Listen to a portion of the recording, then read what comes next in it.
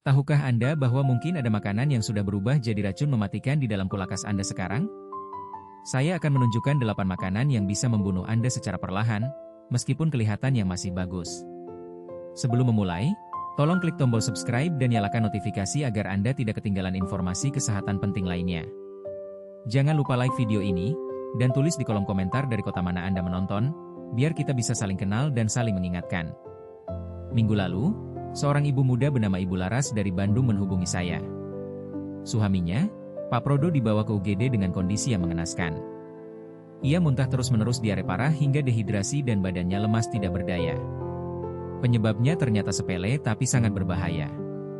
Ia makan nasi goreng yang dibuat dari nasi yang sudah disimpan dalam kulkas selama 4 hari. Dokter, saya pikir kalau sudah di kulkas pasti aman, apalagi sudah saya goreng dengan api besar, kata Ibu Laras sambil menangis di ruang tunggu rumah sakit. Kasus Pak Prodo ini bukan yang pertama, dan sayangnya bukan yang terakhir. Setiap minggu, saya menangani minimal 3-4 kasus keracunan makanan yang ironisnya berasal dari kulkas rumah sendiri. Yang lebih memprihatinkan, kebanyakan korban adalah kepala keluarga yang sedang produktif atau anak-anak yang sedang dalam masa pertumbuhan. Mereka semua memiliki pemahaman yang sama. Kalau makanan sudah di kulkas pasti aman untuk dimakan kapan saja. Mari saya buka mata Anda dengan fakta mengejutkan yang mungkin selama ini tidak pernah Anda sadari. Kulkas yang kita undalkan untuk menjaga makanan tetap segar, ternyata bukan pembunuh bakteri sama sekali. Suhu dingin kulkas biasanya sekitar 45 derajat Celcius, hanya memperlambat pertumbuhan bakteri bukan menghentikannya total. Bahkan lebih mengejutkan lagi, ada jenis bakteri yang namanya bakteri PSI Crofilic. Ini adalah bakteri yang justru menyukai suhu dingin dan berkembang biak di dalam kulkas Anda. Setiap kali Anda membuka dan menutup kulkas untuk mengambil sesuatu, suhu di dalamnya naik turun dan fluktuasi suhu ini malah menciptakan kondisi ideal untuk pertumbuhan bakteri. Data yang dikeluarkan Kementerian Kesehatan tahun lalu sangat mengejutkan. Setiap tahunnya terdapat lebih dari 500 kasus keracunan makanan yang dilaporkan di Indonesia. Yang lebih menakutkan, 60 diantaranya berasal dari makanan yang disimpan di kulkas rumah sendiri. Bukan dari makanan jalanan yang sering kita curigai, bukan dari warung pinggir jalan, tapi justru dari kulkas di dapur kita sendiri yang kita anggap paling aman. Yang lebih tragis, banyak kasus tidak dilaporkan, karena keluarga menganggap itu hanya masuk angin biasa atau salah makan. Hari ini saya akan membongkar 8 makanan yang paling sering menyebabkan keracunan di keluarga Indonesia. Informasi ini hasil dari pengalaman saya menangani ratusan kasus keracunan makanan selama 5 tahun terakhir, ditambah data dari berbagai rumah sakit di Indonesia. Saya akan menjelaskan dengan detail dan mudah dipahami berapa hari batas aman masing-masing makanan. Apa saja tanda-tanda bahayanya yang harus diwaspada dan bagaimana cara mencegahnya? Jangan anggap remeh informasi ini, karena bisa jadi suatu hari nanti, pengetahuan ini akan menyelamatkan nyawa Anda atau orang yang dicintai.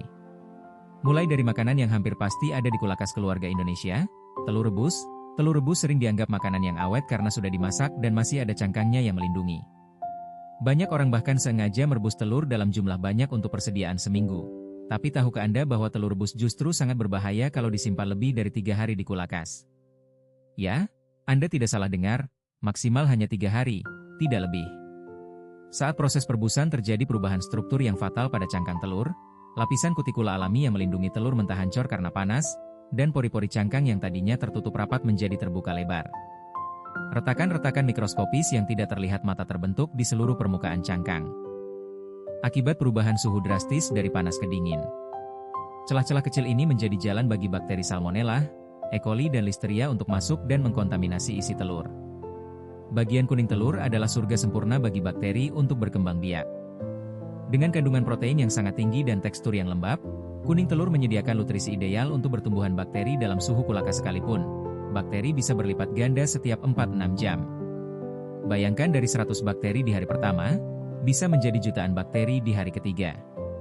Begitu bakteri ini masuk ke tubuh Anda, mereka bisa menyebabkan diare berdarah, muntah parah, demam tinggi hingga 40 derajat, dan pada kasus ekstrim, bisa menyebabkan gagal ginjal akut yang memerlukan cuci darah.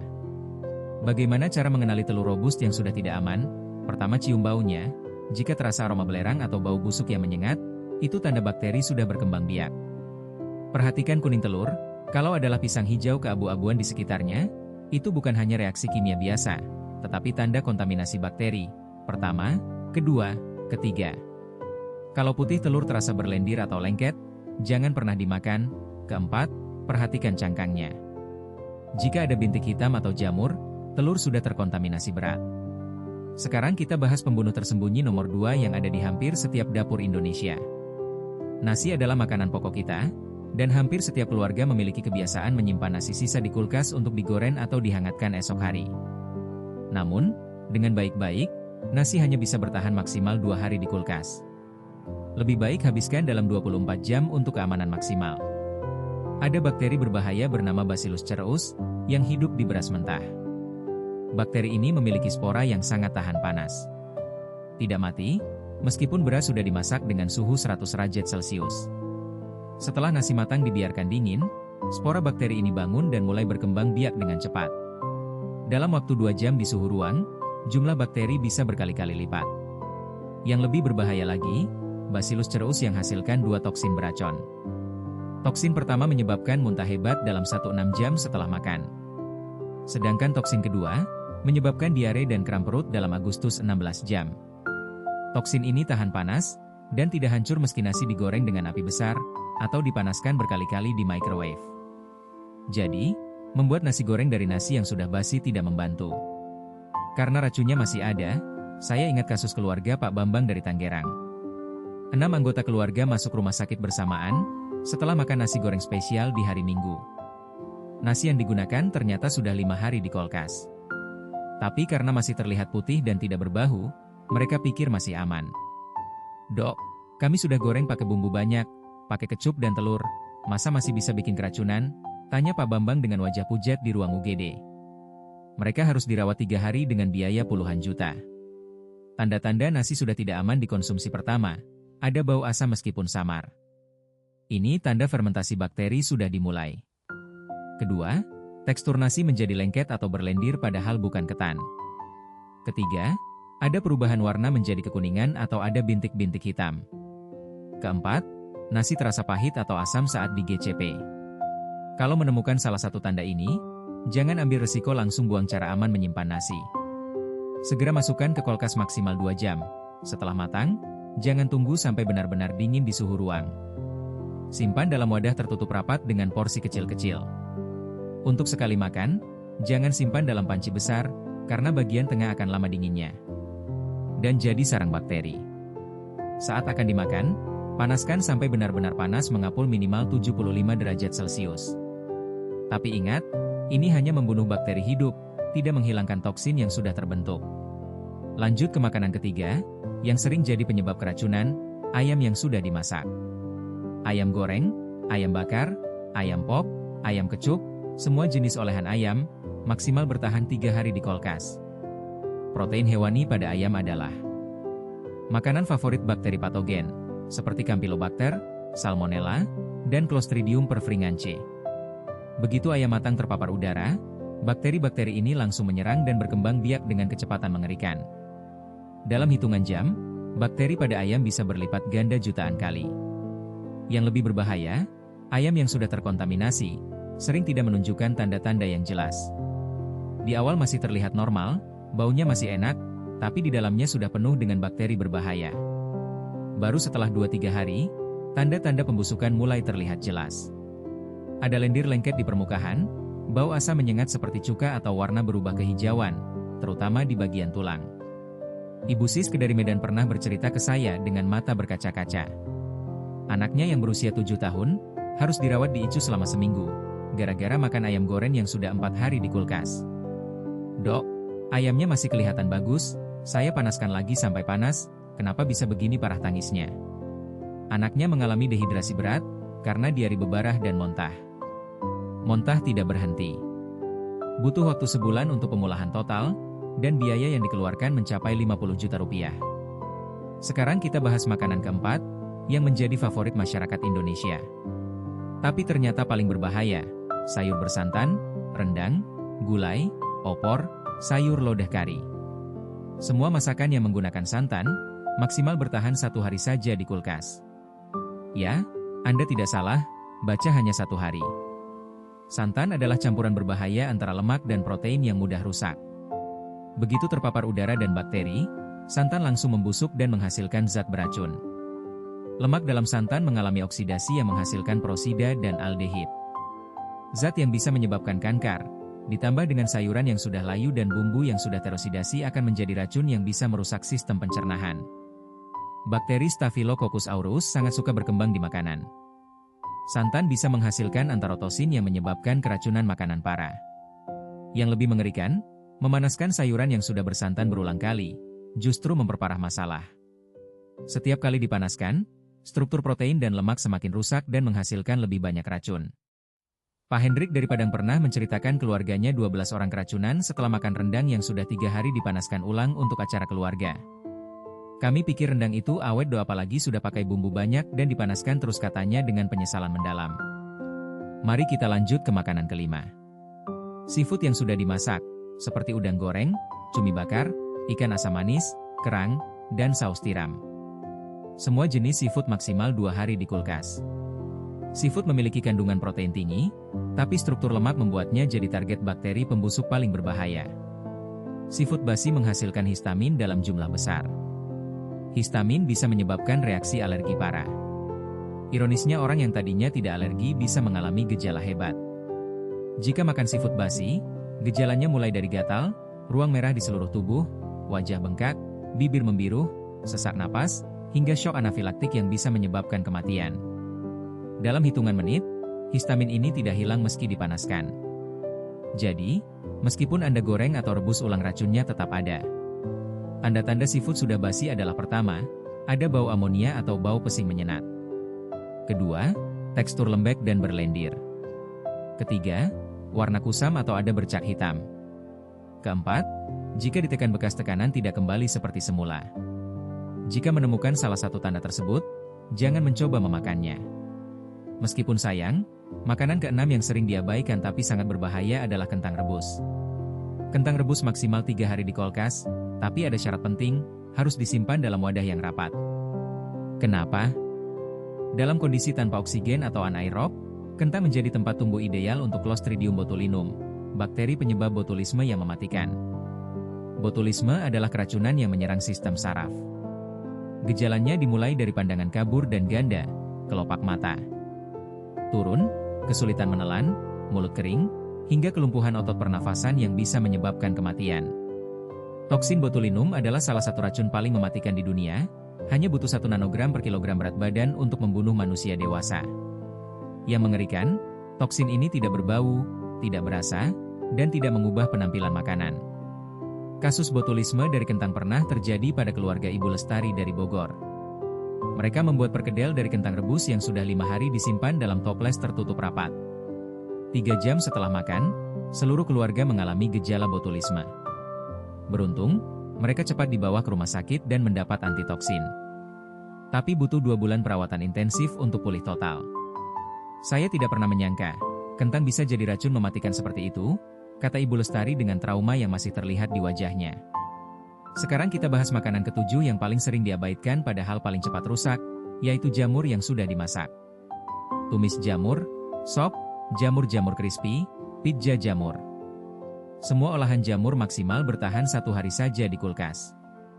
Struktur sel jamur sangat rapuh dan mengandung enzim yang terus aktif bahkan setelah dimasak.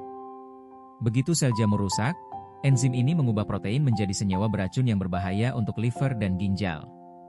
Jamur yang sudah basi menghasilkan mikotoksin, racun yang bisa menyebabkan kerusakan organ dalam gejalanya. Dimulai dari mual, muntah darah, sakit perut hebat, hingga gagal liver akut yang mengerikan. Beberapa jenis mikotoksin bersifat karsinogenik atau pemicu kanker jika dikonsumsi dalam jangka panjang. Tidak peduli itu, jamur tiram, jamur kuping, jamur citake, atau jamur kanceng, semuanya sama berbahayanya. Kalau sudah basi, saya tidak akan pernah lupa kasus Dinda, gadis 8 tahun dari Bekasi yang harus menjalani cuci darah setelah makan sup jamur 2 hari. Ibunya, Bu Nina menangis histeris di ruang tunggu rumah sakit. "Dok, saya cuma kasih dia sup jamur sisa kemarin sudah saya panaskan sampai mendidih." "Kenapa bisa?" Separah ini Dinda mengalami kerusakan ginjal akut dan harus cuci darah seminggu 2 kali selama 3 bulan.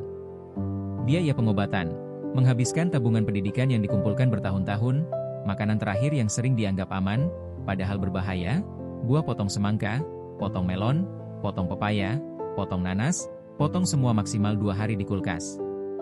Begitu buah dipotong, vitamin saya langsung teroksidasi dan hilang. Yang tersisa hanya gula dan air, kombinasi sempurna untuk pertumbuhan bakteri dan jamur, pisau yang digunakan memotong, talanan, dan tangan kita membawa jutaan bakteri yang langsung mengkontaminasi daging buah. Buah potong yang sudah basi, menghasilkan alkohol dan asam. Dari proses fermentasi ini, bisa menyebabkan gangguan pencernaan, mual, dan diare yang lebih berbahaya. Jamur yang tumbuh di buah potong, menghasilkan aflatoksin, salah satu karsinogen paling kuat yang dikenal manusia. Tanda buah potong sudah tidak aman. Ada lendir atau busa putih di permukaan bahwa asam atau alkohol, tekstur lembek, berair, dan ada bercak-bercak hitam atau putih. Setelah mengetahui semua bahaya ini, sekarang saya berikan panduan lengkap cara penyimpanan yang benar. Pertama, selalu gunakan wadah kaca atau plastik food grade yang kedap udara. Investasi Rp200.000 untuk wadah berkualitas, bisa menghemat jutaan rupiah biaya rumah sakit. Kedua, tempel level tanggal dengan spidol permanen di setiap wadah, tulis tanggal masak bukan tanggal simpan. Ketiga, suhu kulkas antara 1-4 dokter Celcius, beli termometer kulkas seharga 30 ribuan, untuk memastikan. Keempat, terapkan sistem zona di kulkas, makanan mentah di rak paling bawah, makanan matang di rak tengah dan atas, sayur dan buah di laci. Khusus. Kelima, jangan pernah memasukkan makanan panas langsung ke kulkas, tunggu sampai suhu ruang maksimal 2 jam. Keenam, bagi makanan dalam porsi kecil untuk sekali makan, jangan simpan dalam wadah besar yang dibuka tutup berulang kali. Ketujuh, bersihkan kulkas seminggu sekali dengan larutan cuka dan air, untuk membunuh bakteri. Tips pemanasan yang aman, panaskan makanan sampai minimal 75 dokter Celcius, gunakan termometer makanan untuk memastikan. Panaskan hanya porsi yang akan dimakan, jangan panaskan semua, lalu simpan lagi maksimal, panaskan ulang 1 kali saja. Lebih dari itu, resiko keracunan meningkat drastis. Untuk microwave, panaskan minimal 2 menit dengan power maksimal dan aduk di tengah waktu untuk pemerataan panas. Yang terpenting, percayalah pada indera Anda. Hidung manusia bisa mendeteksi 1 triliun bau berbeda. Ini adalah sistem peringatan alami yang canggih. Kalau ada bau aneh, meskipun samar, jangan dimakan. Kalau tekstur berubah jadi berlendir atau lengket, buang. Kalau warna tidak normal, jangan ambil resiko. Untuk microwave, panaskan minimal 2 menit dengan power maksimal dan aduk di tengah waktu untuk pemerataan panas. Yang terpenting, percayalah pada indera Anda. Hidung manusia bisa mendeteksi 1 triliun bau berbeda. Ini adalah sistem peringatan alami yang canggih. Kalau ada bau aneh, meskipun samar, jangan dimakan. Kalau tekstur berubah jadi berlendir atau lengket, buang. Kalau warna tidak normal, jangan ambil resiko. Kalau ragu, lebih baik buang. Ingat, makanan bisa dibeli lagi. Tapi kesehatan dan nyawa tidak bisa dibeli dengan uang. Saya paham, membuang makanan itu terasa menyakitkan, apalagi di masa sulit seperti sekarang. Tapi coba bandingkan, membuang makanan senilai 50.000 versus biaya rumah sakit minimal 5 juta rupiah. Belum lagi penderitaan fisik dan trauma psikologis. Pak Agus dari Semarang pernah bilang ke saya, "Dok, saya menyesal seumur hidup, gara-gara sayang buang rendang 30.000. Anak saya hampir meninggal, dan saya habis 100 juta rupiah untuk pengobatan. Mulai hari ini, jadilah pelindung kesehatan keluarga Anda." Cek kulkas setelah menonton video ini. Buang semua makanan yang sudah lewat batas aman. Print atau tulis panduan batas waktu yang saya berikan, tempel di pintu kulkas. Tahukah Anda, bahwa makanan yang tanpa aman di kulkas, ternyata bisa berubah menjadi racun mematikan? Banyak orang percaya, bahwa selama makanan disimpan dalam kulkas, semua bakteri akan mati. Padahal faktanya, suhu kulkas hanya memperlambat bakteri, bukan membunuhnya. Ada jenis bakteri psikropilik yang justru senang hidup di suhu dingin, 4-5 derajat. Setiap kali kulkas dibuka tutup, suhu berubah dan membuat bakteri berkembang lebih cepat. Data Kementerian Kesehatan menunjukkan ada lebih dari 500 kasus keracunan makanan per tahun dan 60 diantaranya berasal dari makanan yang disimpan di kulkas rumah sendiri. Dan angka ini bisa jauh lebih tinggi, karena banyak kasus dianggap masuk angin atau salah makan. Ketika telur direbus, lapisan pelindung alami pada canggang hilang. Pori-pori menjadi terbuka dan bakteri seperti Salmonella, E. coli, dan Listeria dapat masuk melalui celah mikroskopis. Kuning telur yang lembab dan kaya protein menjadi tempat bakteri berkembang biak setiap 4-6 jam.